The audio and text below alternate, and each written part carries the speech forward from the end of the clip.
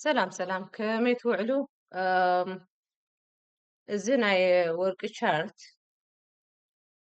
እዩ እንተሪእናዮ ኣብቲ ዴይሊ ታይም ፍሬም it looks a bit bearish, right? Obviously, lower lows and lower highs. However, ኣብዚ ምስ መፀቱ ጎልድ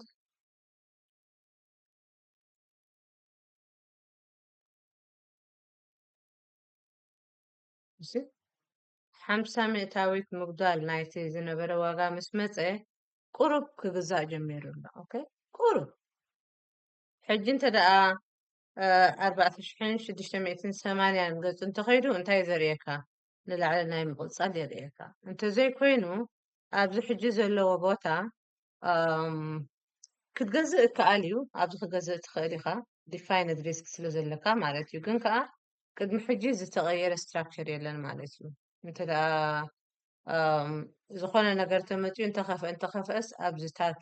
ቴስት ክገብሮ ክእል እዩ ግን ኣብዚ 4510 ቦታ ግን ዲፈንድ ገብርዎ ኣለዉ ሚኒን ስቲል ጠለብ ረኺቡሎ ኣብቲ ቦታቱ ማለት እዩ ስለዚ ክቕፅል ድዩ ኣይቅፅልን ዝፈልጥ ሰብ የለን ግን ከዓ ቴክኒካሊ ክንሪኦ ተኮይንና ግን ኣትሊስት ኣብዘን ዝመፀ መዓልትታት እንተደኣ ከምዚ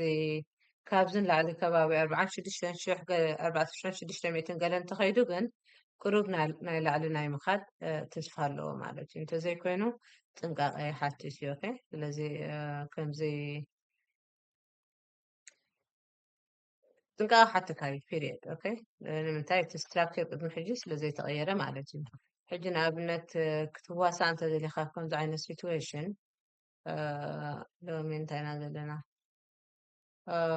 you see still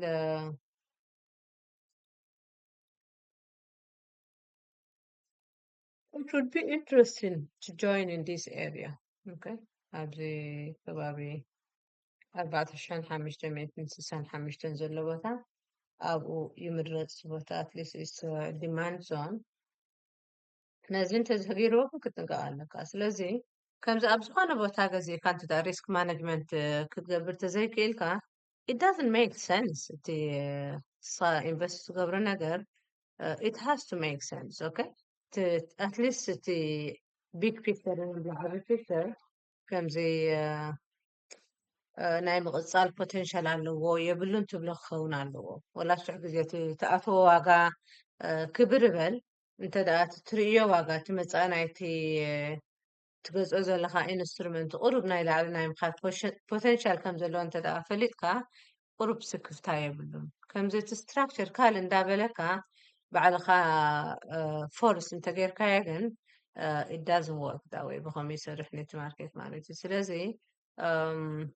it's hard to tell ኣብ ናይ ወርቂ ማለት እዩ of course this is good the fact that they respected this one is good ግን ከዓ ክቕየር ተኾይኑ እቲ ስትራክቸር ግን at least 4600 ክሰግረክ ክኽእል ኣለዎ ማለት እዩ ሓራይ በሉ